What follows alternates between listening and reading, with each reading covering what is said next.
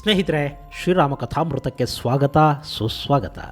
ಗೆಳೆಯರೆ, ರಾವಣನ ಅಶೋಕವನದಲ್ಲಿ ದುಃಖತಪ್ತಳಾಗಿದ್ದ ಸೀತೆಗೆ ಹನುಮನನ್ನು ಭೇಟಿ ಮಾಡಿದ ನಂತರ ಮನಸ್ಸು ಸ್ವಲ್ಪ ಶಾಂತಗೊಂಡ ಹಾಗೆ ಅನ್ನಿಸ್ತಾ ಇತ್ತು. ರಾಮ ಅವಳನ್ನು ಬಿಡಿಸ್ಕೊಂಡು ಕರ್ಕೊಂಡು ಹೋಗೋದಕ್ಕೆ ಬಂದಿಲ್ಲ ನಿಜ, ಆದರೆ ಅವನು ನನಗಾಗಿ ಇಡೀ ಭೂಮಂಡಲವನ್ನು ಹುಡುಕಿಸ್ತಾ ಇದ್ದಾನೆ. ದಂಡಕಾರಣ್ಯದ ಜನಸ್ಥಾನದಿಂದ ನನ್ನನ್ನು ಹುಡುಕ್ತಾ ಕಿಷ್ಕಿಂಧೆಗೆ ಬಂದಿದ್ದಾನೆ. ವಾನರರ ಸ್ನೇಹವನ್ನು ಸಂಪಾದಿಸಿದ್ದಾನೆ. ಅವರ ಸಹಾಯದೊಂದಿಗೆ ನನ್ನನ್ನು ಬಿಡಿಸಬೇಕು ಅಂತ ನಿರ್ಧಾರ ಮಾಡಿದ್ದಾನೆ, ಪ್ರಯತ್ನ ಪಡ್ತಾ ಇದ್ದಾನೆ. ಅಂದರೆ ನನ್ನ ರಾಮ ನನ್ನನ್ನು ಮರೆತಿಲ್ಲ. ಅವನು ಕೂಡ ವಿರಹ ವೇದನೆಯನ್ನು ಅನುಭವಿಸ್ತಾ ಇದ್ದಾನೆ. ನಾನಿಲ್ಲದ ಕೊರಗು ಅವನನ್ನು ಕಾಡ್ತಾ ಇದೆ. ಅಂದರೆ ಅವನಿಗೆ ನನ್ನ ಮೇಲೆ ಅಗಾಧವಾದ ಪ್ರೀತಿ ಇದೆ. ಇವತ್ತಲ್ಲ ನಾಳೆ ನನ್ನ ರಾಮ ನನ್ನನ್ನು ಇಲ್ಲಿಂದ ಕರ್ಕೊಂಡು ಹೋಗ್ತಾನೆ. ಸೀತೆಗೆ ಅದಕ್ಕಿಂತ ಆನಂದ ಮತ್ತಿನ್ನೇನಿರೋದಕ್ಕೆ ಸಾಧ್ಯ?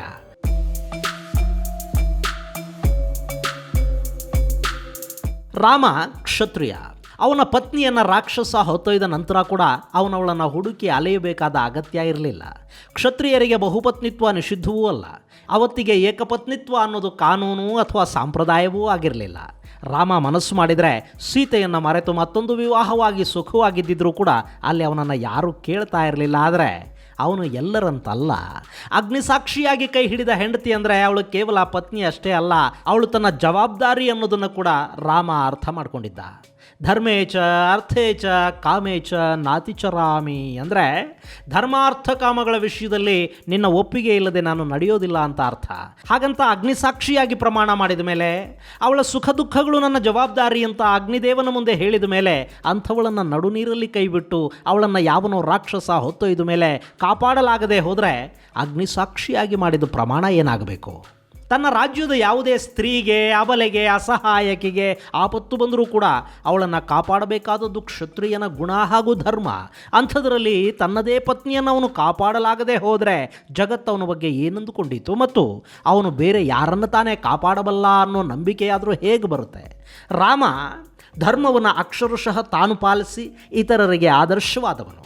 ರಾಮ ತನ್ನ ಕರ್ತವ್ಯದ ವಿಷಯದಲ್ಲಿ ಯಾವತ್ತೂ ಕೂಡ ಹಿಂದಡಿ ಇಟ್ಟವನಲ್ಲ. ಧರ್ಮಕರ್ಮಗಳನ್ನು ಮರೆತವನೂ ಅಲ್ಲ.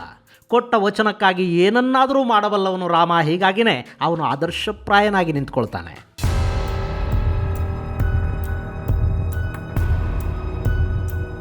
ಇಲ್ಲಿ ಸೀತಾದೇವಿಗೆ ರಾಮ ನನ್ನನ್ನು ಹುಡುಕೋ ಪ್ರಯತ್ನ ಮಾಡ್ತಿದ್ದಾನೆ, ಅವನು ನನ್ನನ್ನು ಇಲ್ಲಿಂದ ಕರೆದೊಯ್ತಾನೆ ಅನ್ನೋ ವಿಶ್ವಾಸವೇ ಅವಳ ಧೈರ್ಯವನ್ನು, ಬದುಕಿನ ಉತ್ಸಾಹವನ್ನು ಹೆಚ್ಚು ಮಾಡ್ತಾ ಇತ್ತು. ಅವಳ ಮುಖ ಸ್ವಲ್ಪವಾಗಿ ಅರಳುತ್ತಾ ಇರೋದನ್ನು ಗಮನಿಸಿದ ಹನುಮ ತನ್ನ ಉತ್ತರೀಯದಲ್ಲಿ ಭದ್ರವಾಗಿ ಕಟ್ಟಿಕೊಂಡಿದ್ದ ರಾಮನ ಮುದ್ರಾ ಉಂಗುರವನ್ನು ತೆಗೆದು ಸೀತೆಯ ಕೈಗಿಟ್ಟ. ತಾಯಿ, ಇದು ತನ್ನ ಗುರುತಾಗಿ ರಾಮ ನಿನಗೆ ಕಳುಹಿಸಿಕೊಟ್ಟಿದ್ದಾನೆ. ನೀನು ಆತಂಕಗೊಳ್ಳಬೇಕಾದ ಯಾವ ಅಗತ್ಯವೂ ಇಲ್ಲ. ನಿನ್ನ ರಾಮ ಖಂಡಿತ ಇಲ್ಲಿಗೆ ಬರ್ತಾನೆ. ನಿನ್ನ ಕಣ್ಣೀರಿಗೆ ಕಾರಣರಾದವರೆಲ್ಲರನ್ನ ಕೊಂದು ನಿನ್ನನ್ನು ಇಲ್ಲಿಂದ ಕರೆದೊಯ್ತಾನೆ. ನೀನೀಗ ಧೈರ್ಯದಿಂದಿರಬೇಕು. ಹನುಮನ ಮಾತು ಕೇಳ್ತಾ ಅವನು ಕೊಟ್ಟ ರಾಮನ ಹೆಸರಿರುವ ಉಂಗುರವನ್ನು ಕೈಗೆತ್ತಿಕೊಂಡ್ಲು ಸೀತೆ. ರಾಮ ಅನ್ನೋ ಹೆಸರನ್ನು ನೋಡಿನೇ ಅವಳ ಕಣ್ಣುಗಳು ತುಂಬಿ ಬಂದು ಕೆನ್ನೆಯ ತುಂಬ ನೀರು ಹರಿಯೋದಕ್ಕೆ ಶುರುವಾಯಿತು. ರಾಮ ರಾಮ ಅಂತ ಹೇಳ್ತಾ ಆ ಹೆಸರುಗಳ ಮೇಲೆ ತನ್ನ ಚಿಗುರೆಲೆಯಂಥ ಕೈ ಬೆರಳುಗಳಲ್ಲಿ ಸವರ್ತಾ ಆ ಉಂಗುರವನ್ನು ತನ್ನ ತುಟಿಗೊತ್ತಿಕೊಂಡ್ಳು. ಅವಳ ಭಾವನೆಗಳ ಕಟ್ಟೆ ಮತ್ತೆ ಒಡೆದು ಹೋಯಿತು. ಸೀತೆಯ ಕಣ್ಣಲ್ಲಿ ಒಂದೇ ಸಮನೆ ನೀರು. ಹನುಮನಿಗೋ ತಾನೀ ಮುದ್ರಾ ಉಂಗುರವನ್ನು ಕೊಟ್ಟು ಸೀತೆಯ ದುಃಖವನ್ನು ಮತ್ತಷ್ಟು ಹೆಚ್ಚು ಮಾಡಿಸಿದ್ನ ಅನ್ನೋ ಸಂಶಯ. ಹನುಮ, ವಾನರ ಶ್ರೇಷ್ಠ, ನನಗೆ ಎಂಥ ದುಸ್ಥಿತಿ ಬಂದಿದೆ ನೋಡು. ಇಲ್ಲಿ ಅಶೋಕವನದಲ್ಲಿ ರಾಕ್ಷಸ ರಾವಣನ ಭಯದ ನಡುವೆ ಕುಳಿತು ನನ್ನ ರಾಮನ ಮುದ್ರಾ ಉಂಗುರವನ್ನು ನೋಡಬೇಕಾದ ದುಸ್ಥಿತಿ. ರಾಮನ ಜೊತೆ ಕಾಡುಮೇಡುಗಳಲ್ಲಿ ಅತಿ ಕಷ್ಟದಿಂದ ಅಲೆಯುವಾಗ, ದರ್ಭೆಯ ಚಾಪೆಗಳ ಮೇಲೆ ಮಲಗುವಾಗ, ಪರ್ಣಕುಟಿಗಳಲ್ಲಿ ವಾಸ ಮಾಡ್ತಾ ಕಂದಮೂಲಗಳನ್ನು ತಿನ್ನುವಾಗ ಕೂಡ ನಾನು ಇಷ್ಟೊಂದು ದುಃಖಿತಳಾಗಿರಲಿಲ್ಲ. ಆದರೆ ನನ್ನ ವಿಧಿ ನನಗೆ ಎಂಥ ಪರೀಕ್ಷೆಯನ್ನು ತಂದಿಟ್ಟಿದೆ. ನನ್ನ ರಾಮ ಬರುವವರೆಗೆ ನಾನು ಬದುಕಿರ್ತೀನೋ ಇಲ್ಲವೋ ಅನ್ನೋದು ಕೂಡ ನನಗೆ ಗೊತ್ತಿಲ್ಲ. ನಾನು ರಾಮನನ್ನು ನಿಜವಾಗಿಯೂ ಮತ್ತೆ ನೋಡೋದಕ್ಕೆ ಸಾಧ್ಯವಾಗುತ್ತೋ ಇಲ್ಲವೋ ಗೊತ್ತಿಲ್ಲ. ಕನಿಷ್ಠ ಈ ಮುದ್ರಾ ಉಂಗುರವನ್ನಾದರೂ ನಾನು ಕಡೆಯವರೆಗೆ ನನ್ನ ಬಳಿ ಇಟ್ಕೋತೀನಿ. ರಾಮನಿಗೆ ಈ ವಿಷಯವನ್ನು ತಿಳಿಸಿಬಿಡು. ನಿನ್ನ ಸೀತೆ ನೀನು ಬರುವವರೆಗೆ ಬದುಕಿ ಉಳಿಯಲಾರಳು ಅನ್ನೋದನ್ನು ನನ್ನ ರಾಮನಿಗೆ ಹೇಳಿಬಿಡು. ಸೀತೆ ಒಂದೇ ಸಮಕ್ಕೆ ಅಳೋದಕ್ಕೆ ಶುರು ಮಾಡಿದ್ಲು.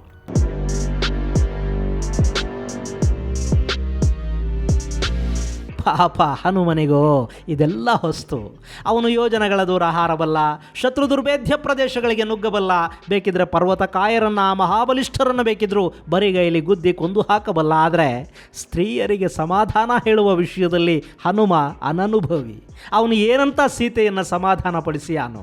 ತನಗೆ ಗೊತ್ತಿರುವ ಎಲ್ಲ ಬುದ್ಧಿವಂತಿಕೆಯನ್ನು ಪ್ರದರ್ಶಿಸಿ ಅವಳ ಎಲ್ಲ ಅನುಮಾನಗಳನ್ನು ಬಗೆಹರಿಸಿ ರಾಮನ ವಿಷಯದಲ್ಲಿ ಭರವಸೆಯನ್ನು ತುಂಬೋ ಪ್ರಯತ್ನ ಮಾಡಿದರೆ ಈಗ ಮತ್ತೆ ಸೀತೆ ಮುದ್ರಾಉಂಗುರವನ್ನು ನೋಡಿ ಅಳೋದಿಕ್ಕೆ ಶುರು ಮಾಡಿದ್ದಾಳೆ. ನಾನು ರಾಮ ಬರೋವರೆಗೆ ಬದುಕಿರ್ತೀನೋ ಇಲ್ವೋ ಅನ್ನೋ ಸಂಶಯವನ್ನು ವ್ಯಕ್ತಪಡಿಸ್ತಾ ಇದ್ದಾಳೆ. ಏನಂತ ಸಮಾಧಾನ ಹೇಳೋದು ಈ ವೈದೇಹಿಗೆ? ಇದ್ದಕ್ಕಿದ್ದಂತೆ ಹನುಮನಿಗೆ ಮತ್ತೊಂದು ಯೋಚನೆ ಹೊಳಿತು. ಆಯಿತು, ರಾಮ ಬರೋದು ತಡವಾಗುತ್ತೆ ಅನ್ನೋದೇ ಜಾನಕಿಯ ನೋವಿಗೆ ದುಃಖಕ್ಕೆ ಕಾರಣವಾಗುವ ವಿಷಯವಾದರೆ ಆಕೆಯನ್ನು ನಾನಿಲ್ಲಿಂದ ಕರೆದೊಯ್ದು ರಾಮನಿಗೆ ಒಪ್ಪಿಸಿ ಬಿಡಬಾರ್ದು ಯಾಕೆ? ಈ ಯೋಚನೆ ಬಂದದ್ದೇ ತಡ ಹನುಮ ಅದನ್ನು ಸೀತೆಗೂ ಹೇಳಿಬಿಟ್ಟ. ತಾಯಿ ಜನಕನ ಮಗಳೇ, ನಾನು ವಾಯುಪುತ್ರ, ವಾಯುವೇಗದಿಂದ ಹಾರಬಲ್ಲವನು. ಈ ಸಮುದ್ರವನ್ನು ಲಂಘಿಸಿ ಇಲ್ಲಿಗೆ ಬಂದಿದ್ದೀನಿ. ಈಗಲೂ ನೀನು ಒಪ್ಪೋದಾದರೆ ನನ್ನ ಹೆಗಲ ಮೇಲೆ ಕೂಡಿಸಿಕೊಂಡು ಈ ಸಮುದ್ರವನ್ನು ದಾಟಿಸಿ ಕಿಷ್ಕಿಂಧೆಗೆ ಕರೆದೊಯ್ದು ಬಿಡ್ತೀನಿ. ಇಲ್ಲಿ ಯಾರೇ ಅಡ್ಡ ಬರಲಿ ಅವರನ್ನು ಕೊಂದು ಬೇಕಿದ್ದರೆ ಈ ಇಡೀ ಲಂಕೆಯನ್ನು ನಾಶ ಮಾಡಿ ನಿನ್ನನ್ನು ಕರೆದೊಯ್ದು ಬಿಡಬಲ್ಲೆ. ಅದಕ್ಕೆ ನಿನ್ನ ಅಪ್ಪಣೆ ಬೇಕು ತಾಯಿ. ಅಲ್ಲಿಯವರೆಗೆ ಅಳತಿದ್ದ ಸೀತೆ ಈಗ ನಗತೊಡಗಿದ್ಲು. ಅವಳಿಗೆ ಹನುಮ ಹೇಳಿದ್ದನ್ನು ಕೇಳಿ ನಗು ಬರತೊಡಗಿತ್ತು. ಈ ವಾನರ ಎಂಥ ಹಾಸ್ಯ ಮಾಡ್ತಿದ್ದಾನೆ, ನನಗೆ ಸಮಾಧಾನ ಮಾಡಬೇಕು ಅಂತ ಪಾಪ ಏನೇನೋ ಹೇಳ್ತಾ ಇದ್ದಾನೆ. ಬೆಕ್ಕಿನ ಗಾತ್ರದಲ್ಲಿರೋ ಇವನು ನನ್ನನ್ನು ಹೊತ್ತು ಹೆಗಲ ಮೇಲೆ ಕೂಡಿಸ್ಕೊಂಡು ಸಮುದ್ರವನ್ನು ಹಾರ್ತೀನಿ ಅಂತ ಹೇಳ್ತಾ ಇದ್ದಾನೆ. ಎಲ್ಲ ಆತ್ಮವಿಶ್ವಾಸವೇ. ಹಾಗಂದುಕೊಂಡು ಸೀತೆ ನಗತೊಡಗಿದ್ರೆ ಅವಳ ಮನಸ್ಸಲ್ಲಿರೋದು ಏನು ಅನ್ನೋದು ಗೊತ್ತಾಗದೆ ಹನುಮ ಗೊಂದಲಕ್ಕೀಡಾಗಿದ್ದ. ಹೇಳ್ತಾಯಿ, ನೀನು ಹೊರಡಲು ಸಿದ್ಧಳಾದರೆ ನಿನ್ನನ್ನು ನಾನಿಲ್ಲಿಂದ ಖಂಡಿತ ಕರೆದೊಯ್ತೇನೆ. ಹನುಮ ಮತ್ತದೇ ಸ್ಪಷ್ಟವಾದ ದೃಢವಾದ ದನಿಯಲ್ಲಿ ಮತ್ತೊಮ್ಮೆ ಹೇಳಿದ್ದ. ನಗು ನಿಲ್ಲಿಸಿದ ಸೀತೆ, ವಾಯುಪುತ್ರ, ನಿನ್ನ ಆತ್ಮವಿಶ್ವಾಸದ ಬಗ್ಗೆ ನನಗೆ ಹೆಮ್ಮೆ ಇದೆ. ಆದರೆ ಇಷ್ಟು ಚಿಕ್ಕ ಗಾತ್ರದ ನೀನು ನನ್ನನ್ನು ಹೊತ್ತು ಸಮುದ್ರವನ್ನು ಹೇಗೆ ದಾಟಬಲ್ಲೆ? ನೀನೊಬ್ಬ ರಾಕ್ಷಸರ ಕಣ್ಣಿಗೆ ಬೀಳದೆ ಇಲ್ಲಿಂದ ಹಿಂತಿರುಗಿ ಹೋದರೆ ಕನಿಷ್ಠ ಪಕ್ಷ ರಾಮನಿಗೆ ನಾನಿಲ್ಲಿರೋ ವಿಷಯ ಆದರೂ ಗೊತ್ತಾಗತ್ತೆ. ಇನ್ನಿಲ್ಲಿ ಹೆಚ್ಚು ಹೊತ್ತಿರೋದು ನಿನಗೆ ಕ್ಷೇಮವಲ್ಲ. ಹೊರಡು, ಬೇಗ ನನ್ನ ರಾಮನಿಗೆ ಇಲ್ಲಿಗೆ ಬರೋದಕ್ಕೆ ಹೇಳು.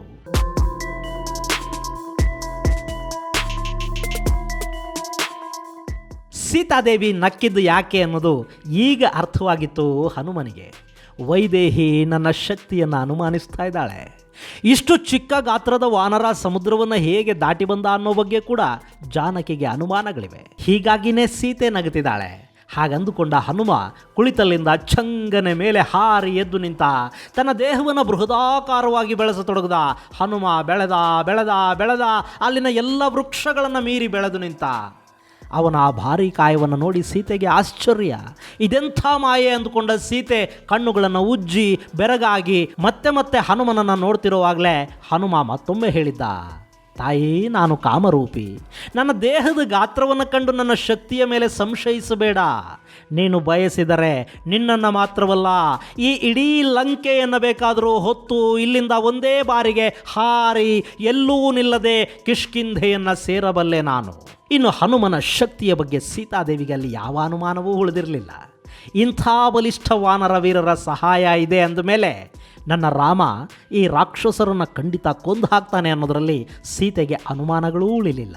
ಅವಳು ಮಾರುತಿಗೆ ಸಾಮಾನ್ಯ ರೂಪವನ್ನು ಧರಿಸುವಂತೆ ಕೇಳಿಕೊಂಡ್ಳು. ವಾಯುಪುತ್ರ, ನಿನ್ನ ಶಕ್ತಿಯ ದರ್ಶನ ಆಯಿತು, ನೀನು ಸಹಜ ರೂಪಕ್ಕೆ ಬಾ. ಸೀತೆಯ ಮನವಿಯ ಮೇರೆಗೆ ಹನುಮ ಮತ್ತೆ ಯಥಾ ಪ್ರಕಾರ ತನ್ನ ಸಾಮಾನ್ಯ ರೂಪವನ್ನು ಧರಿಸಿ ನಿಂತ. ಹನುಮ, ನಿನ್ನ ಶಕ್ತಿಯಲ್ಲಿ ನನಗೆ ಸ್ವಲ್ಪ ಕೂಡ ಅಪನಂಬಿಕೆ ಇಲ್ಲ. ಆದರೆ ನಾನು ನಿನ್ನ ಜೊತೆ ಇಲ್ಲಿಂದ ಬರಲಾರೆ.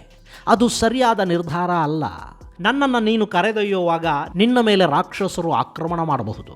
ನನ್ನನ್ನು ಕಾಪಾಡಿಕೊಳ್ಳುವ ನಿಟ್ಟಲ್ಲಿ ನಿನಗೆ ಅವರನ್ನು ಎದುರಿಸಿ ಕಾದಾಡೋದಕ್ಕೆ ಸಾಧ್ಯವಾಗದೇ ಇರಬಹುದು. ನೀನು ನನ್ನನ್ನು ಹೊತ್ತು ಹಾರುವಾಗ ನಾನು ಹೆದರಿ ಸಮುದ್ರದಲ್ಲಿ ಬಿದ್ದು ಬಿಡಬಹುದು. ಅಥವಾ ರಾಕ್ಷಸರು ಮತ್ತೆ ನನ್ನನ್ನು ಅಲ್ಲಿಂದ ಹೊತ್ತೊಯ್ಯಲೂಬಹುದು. ನೀನು ರಾಮನನ್ನು ತಲುಪುವುದು ತಡವಾಗಬಹುದು. ಹೀಗಾಗಿ ನಾನು ನಿನ್ನ ಜೊತೆ ಬರುವ ನಿರ್ಧಾರ ಉಚಿತ ಅಂತ ನನಗೆ ಅನ್ನಿಸ್ತಾ ಇಲ್ಲ. ಇನ್ನು ನಾನು ಯಾವತ್ತೂ ಕೂಡ ಪರಪುರುಷನನ್ನು ಸ್ಪರ್ಶಿಸಿದವಳೇ ಅಲ್ಲ.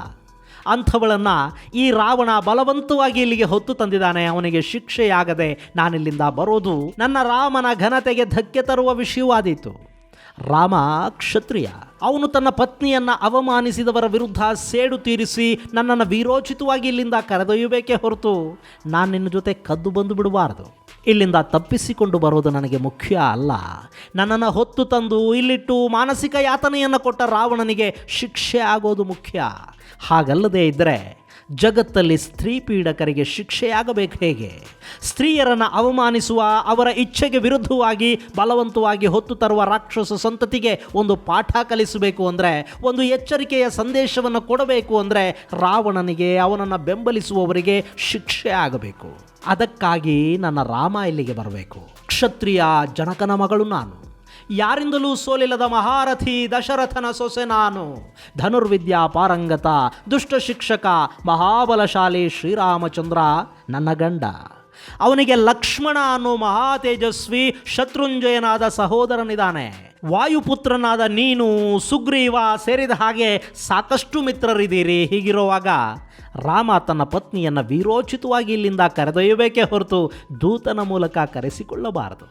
ಹೀಗಾಗಿ ನಾನು ನಿನ್ನೊಂದಿಗೆ ಬರಲಾರೆ. ಹನುಮ, ನಿನ್ನ ಬಲಪರಾಕ್ರಮದಲ್ಲಿ ನನಗೆ ಅಪಾರವಾದ ವಿಶ್ವಾಸ ಇದೆ.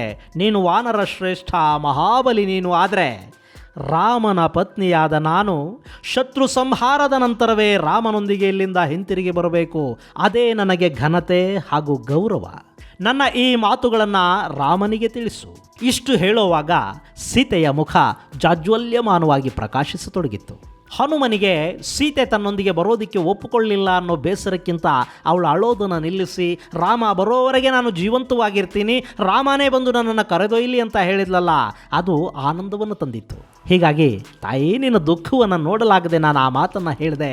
ನೀನು ಅನ್ಯಥಾ ಭಾವಿಸಬೇಕಾದ ಅಗತ್ಯ ಇಲ್ಲ ಅಂತ ಹೇಳಿದ ಹನುಮ ತನಗೆ ಕಿಷ್ಕಿಂಧೆಗೆ ಹಿಂತಿರುಗಿ ಸೀತಾಮಾತೆಯನ್ನು ಕಂಡ ವಿಷಯವನ್ನು ರಾಮನಿಗೆ ತಿಳಿಸೋದಕ್ಕೆ ಅನುಮತಿಯನ್ನು ಕೊಡುವಂತೆ ಬೇಡಿದ. ಅಷ್ಟೇ ಅಲ್ಲ, ನಾನು ನಿನ್ನನ್ನು ಕಂಡೆ ಅಂತ ರಾಮನಿಗೆ ಹೇಳೋದಕ್ಕೆ ಅವನ ವಿಶ್ವಾಸವನ್ನು ಹೆಚ್ಚಿಸೋ ಸಲುವಾಗಿ ಏನಾದರೂ ಗುರುತನ್ನು ಕೊಡು ತಾಯಿ ಅಂತ ವಿನಯದಿಂದ ಕೇಳಿದ್ದ ಹನುಮಂತ.